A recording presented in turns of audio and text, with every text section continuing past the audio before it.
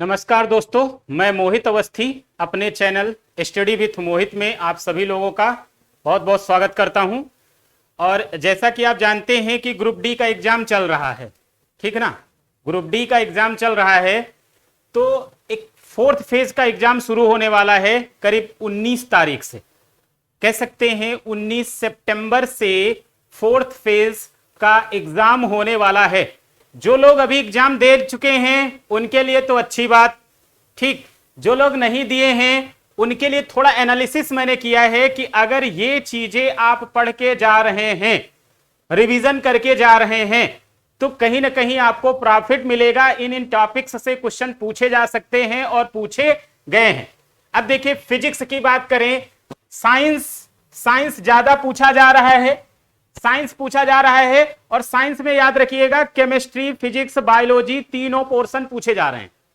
तीनों पोर्शन पूछे जा रहे हैं, फिजिक्स भी, केमिस्ट्री भी और बायोलॉजी तीनों पोर्शन पूछे जा रहे हैं। इस चीज का ध्यान रखिएगा। जैसे हम फिजिक्स की बात करें तो इसमें आवर्धन क्षमता वगैरह जैसे टॉपिक पूछे जा रहे हैं। प्रतिबिंब से प्रश्न बन रहे हैं। कहां से? प्रतिबिंब से, इमेज से प्रश्न बन रहे हैं कि कैसी इमेज बनती है, समझ रहे हैं ना। इमेज से प्रश्न बन रहे हैं, ध्वनि से भी बन रहे हैं। ध्वनि चैप्टर भी बहुत इंपॉर्टेंट है। ध्वनि भी आपसे ध्वनि की चाल पूछ सकते हैं। ध्वनि की चाल पूछ सकते हैं कि साउंड के चलने के लिए किसी मीडियम की आवश्यकता होती कि नहीं होती। सबसे ज्यादा ध्वनि की चाल कहां होती है आपको पता है? ठोस में होती है। साथ में जैसे पूछ लिया जाए शुष्क वायु में ध्वनि की चाल कितनी होती है, क्या बताएंगे? 332 मीटर प्रति सेकेंड होती है। ऐसे ही आपसे मैक संख्या पूछ सकते हैं। जो भी वायुयान होते हैं उनकी जो चाल होती है, जो लड़ाकू विमान होते हैं, जेट विमान होते हैं, उनसे क्या निकला करती है? साउंड। उसको किस में काउंट करते हैं? मैक संख्या में काउंट करते हैं, है ना। फिर आपसे ध्वनि तरंगों के बारे में भी पूछ सकते हैं। ध्वनि तरंगे जो होती हैं, जैसे आपको पता है श्रव्य होती हैं, अवश्रव्य होती हैं, पराश्रव्य होती हैं, इंफ्रासोनिक, सोनिक और क्या होती? अल्ट्रासोनिक। ये सब आप लोग पढ़ के जाइएगा। आपसे क्या पूछ सकते हैं? इको क्या है? इको अगर आपसे पूछ सकते हैं, या आपसे पूछ सकते हैं कि जैसे न्यूनतम दूरी क्या होती प्रतिध्वनि सुनने की, है ना। स्पष्ट प्रतिध्वनि सुनने के लिए न्यूनतम दूरी कितनी होती है? 17 मीटर होती। ये सारी चीजें आप लोग पढ़ के जाइएगा। भौतिक राशियों से, फिजिकल क्वांटिटीज से भी प्रश्न पूछ सकते हैं। भौतिक राशियां क्या होती हैं? साथ में आपको जैसे पता है सदिश और अदिश में से भी प्रश्न पूछ ले रहे हैं। सरल है, इसके बावजूद भी प्रश्न पूछ रहे हैं। साथ में फिजिकल क्वांटिटीज एंड मेजरमेंट से भी क्वेश्चन बन रहा है, जैसे पारसेक से, बैरल से, गैलन से, रडार से, सोनार से। ये सारी चीजें भी आपको देख के जाना चाहिए। एक रिवीजन कर लीजिएगा, बेहतर होगा आपके लिए। आप जान रहे हैं लेंस से, उत्तल लेंस के बारे में, अवतल लेंस के बारे में। उत्तल लेंस और अवतल लेंस के बारे में आपसे पूछते हैं, पूछ लेंगे कि ओस की बूंद उत्तल लेंस की तरह होती है कि अवतल लेंस की तरह होती है। तो ये सारी चीजें भी आप देख के जाइएगा। दूरबीन में कौन सा लेंस लगा होता है, या प्रोजेक्टर में कौन सा लेंस लगा होता है, ये सारी चीजें आपको, या कैमरा में कौन सा लेंस होता है। फिर पूछ सकते हैं लेंस में क्या होता है? रिफ्लेक्शन होता है कि रिफ्रैक्शन होता है। आपको पता है कि लेंस में क्या होता है? हमेशा रिफ्रैक्शन होता है। उत्तल लेंस क्या होता है? अवतल लेंस क्या होता है? कौन होता है कन्वर्जिंग, कौन होता है डाइवर्जिंग? ये सारी चीजें भी आपसे पूछ सकते हैं। आप ध्यान दे करके जाए तो अच्छा है। दर्पण, मिरर से भी क्वेश्चन पूछा जा रहा। वेग और त्वरण, वेग और त्वरण आपको पता है कि जब वेग बढ़े तो क्या हो जाएगा? त्वरण। और जब वही घटने लगे तो उसी को क्या कहते हैं? मंदन भी कहते हैं। तो ये सारी चीजें भी आप देख के जाएं। बेसिक इलेक्ट्रिसिटी से भी क्वेश्चन बन रहा है। केमिकल रिएक्शन भी थोड़ा बहुत आपको देख कर जाने लायक है। उत्प्रेरक क्या होते हैं? कैटालिस्ट क्या होते हैं? कैटालिस्ट के लिए किसका, जैसे निकिल वगैरह का आपको पता है किस तरह से यूज किया जाता है। एज ए कैटालिस्ट यूज होता है वनस्पति घी बनाने में। आवर्त सारणी से क्वेश्चन बन रहा है, इसी में सारी चीजें आ जाती है। इसी में मेटल और नॉन मेटल सब आता है, तो मेटल से भी क्वेश्चन पूछ सकते हैं। सामान्य क्वेश्चन भी पूछ रहे हैं, जैसे कि चाकू से काटी जा सकने वाली धातु कौन सी है? आपको पता है सोडियम है।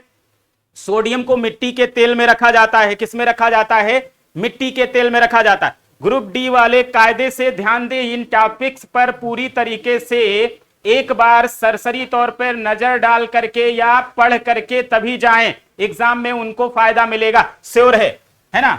इलेक्ट्रॉनिक विन्यास से भी क्वेश्चन बन रहा है, एंजाइम से भी बन रहा है। एंजाइम जैसे जानते हैं आप लोग क्या होते हैं, एज ए कैटालिस्ट यूज होते हैं। कहां से इनका सेक्रेशन होता है, जो भी एक्सोक्राइन ग्लैंड्स होती उनसे क्या निकलते हैं, एंजाइम। मैंने ये सब बताया भी है आपको, और अभी आप देख रहे हैं कि प्रकाश या इस तरह के चैप्टर जो है मैं पढ़ा भी रहा हूं, वहां से भी आप पढ़ सकते हैं।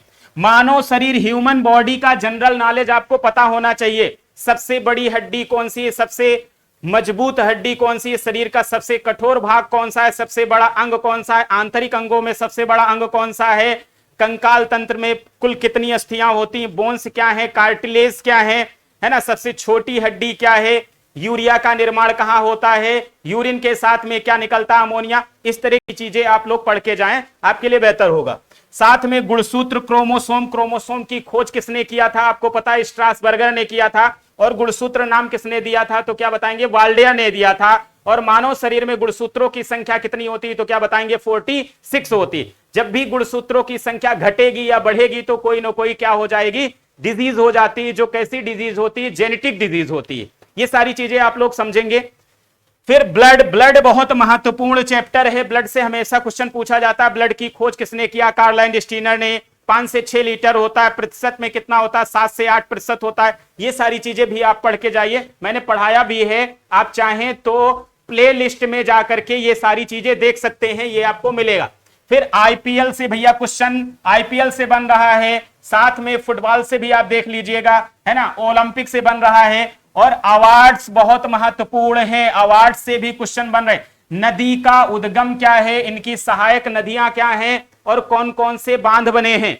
तमाम बांध हैं, जैसे पूछ लेंगे सिंधु का उद्गम कहां से है, सतलज का उद्गम कहां से है, या ब्रह्मपुत्र का उद्गम कहां से है। तीनों क्या हैं, तीनों नदियों का उद्गम क्या है, विदेश से ही है। आपको पता है कैलाश श्रेणी में क्या है, मानसरोवर है, वहीं चेमा यांगडुंग ग्लेशियर है, वहीं से इन सब नदियों का क्या होता है, उद्गम होता है। ये सारी चीजें देख के जाइएगा।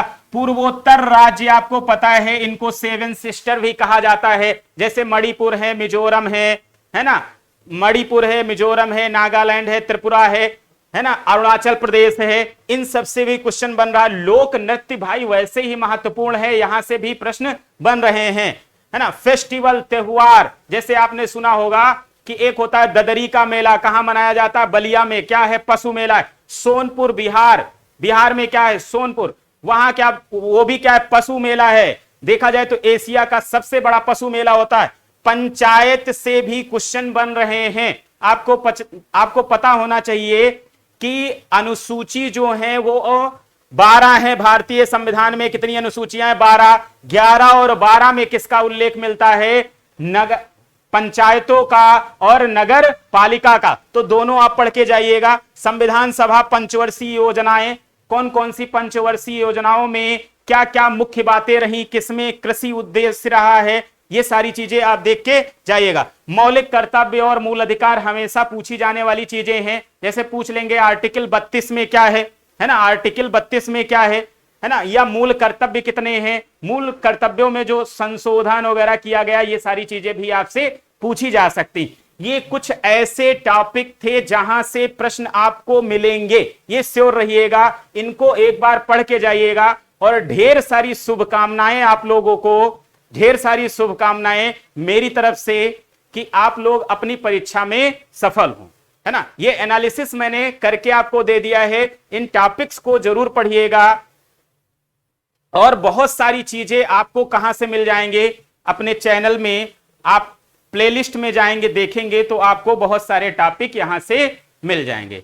धन्यवाद दोस्तों, मिलते हैं अगली क्लास में अगले टॉपिक के साथ।